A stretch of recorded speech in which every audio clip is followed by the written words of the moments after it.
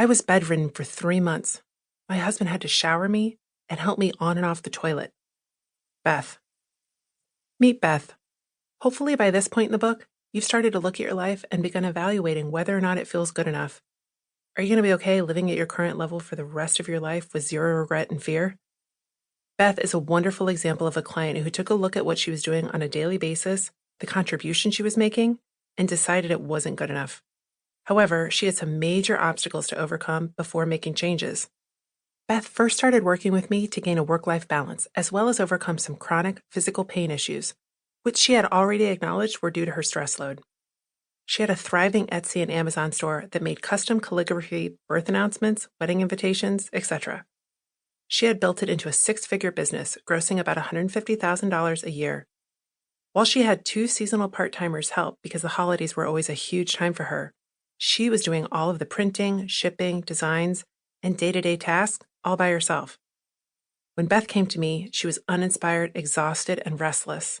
She knew she had plateaued with her business and needed to either double down on it to get revenue to $300,000 a year to cover costs to make it worth her time, or walk away from it entirely. On our first call, I asked how she had reached this point in her life, and she explained that not only was this a business plateau, but she had also started feeling symptoms of her Guillain-Barré syndrome, GBS, coming back.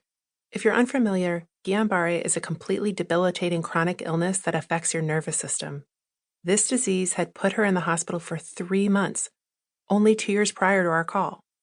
During that time, she was bedridden, completely reliant on her nurses and family to wash, go to the bathroom, eat, and literally anything else she wanted to do. She had 3 young children, all under the age of 10 at the time.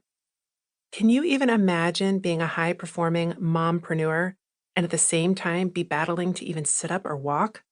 Through a lot of physical therapy and diet changes, she managed to leave the hospital, but for a long time, she still needed her husband to help her with everything. It was a very, very long road to recovery, and Beth lived in fear of it coming back. Guillain-Barré isn't something doctors are quick to announce that you're healed from, as it can often flare up again down the road. In our sessions, Beth explained that she was cruising toward burnout. She wanted to avoid that, and she wanted to avoid GBS coming back. Guiding Light, Michael Bernard Beckwith. Michael Bernard is the founder and spiritual director of the Agape International Spiritual Center, a trans non-dominational community headquartered in Los Angeles. Highly regarded for his teachings on the science of inner transformation, Dr. Beckwith embraces a practical approach to spirituality using meditation, affirmative prayer, and life visioning, a process he originated. At first glance, he may look like a preacher, but I find him to be more of a spiritual enthusiast who helps everybody by emphasizing connection and acceptance. Oprah has said, Michael teaches that the vision we set for our lives begins a sacred process of unfolding that unlocks everything that is unique, mighty, and magnificent inside of each of us. So in a nutshell, he checks out. His books have helped not only me, but my clients get to a place of higher consciousness where one can visualize exactly how they want their life to be. His book, Life Visioning, explains the 4 stages of spiritual growth and consciousness. Phase 1 is victim consciousness. You're still blaming other people for everything and saying the world isn't fair. When you're in this state, you're asking questions like, who can I blame? Why me? Why is this so hard? What's wrong with me? The way to transcend that and move to the next stage is to start asking different questions. What's my purpose?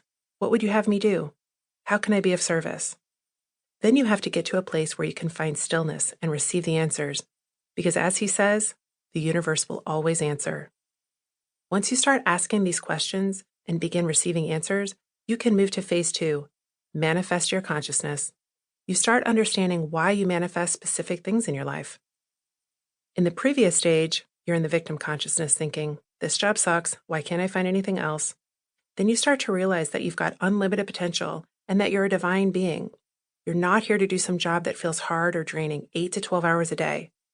Then you start to get psyched and excited, thinking, okay, well, I can manifest things. It's time to get specific around setting intentions for the life you want to manifest.